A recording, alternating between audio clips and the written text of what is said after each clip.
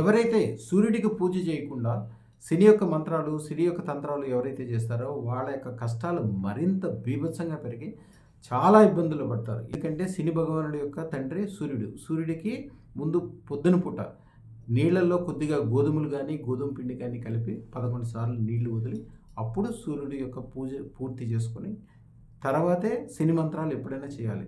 వీటన్నిటికంటే అత్యంత సులభమైన మార్గం ఏంటంటే శని అంటే ఇనుము. ఇనుమును బంగారంగా మార్చే అవకాశము ఓన్లీ అదృష్టరత్నానికి మాత్రమే ఉంటాయి. అదృష్టరత్నాన్ని పరుసవేది రత్నము అంటారు. పరుసవేది అంటే ఇనుమును బంగారంగా మార్చేది. అంటే శనిని మీకు గురువుగా మారుస్తుంది.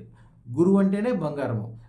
విపరీతమైన లాభంగా అప్పటికప్పుడు మార్చే శక్తి అదృష్టరత్నానికి మాత్రమే ఉంటుంది. శనితోటి బాధపడే వాళ్ళు ఎంతోమందిని చూడండి. మన దగ్గర అదృష్టరత్నం పెట్టుకున్నాక పెద్ద పెద్ద ఇండస్ట్రీలు పెట్టుకుని హైదరాబాద్లో ఉన్న టాప్ మోస్ట్ లెవెల్ ఫార్మాస్యూటికల్ ఇండస్ట్రీల వాళ్ళందరూ కూడా మన దగ్గర శని పీరియడ్లో అదృష్టరత్నం పెట్టుకుని శని యొక్క బాధల ద్వారా కొన్ని కోట్ల రెట్లు ఎక్కువ లాభాలు పొంది అదృష్టరత్న ధారణ, అదృష్ట మహాలక్ష్మి పూజ మాత్రమే ఏకైక మార్గము.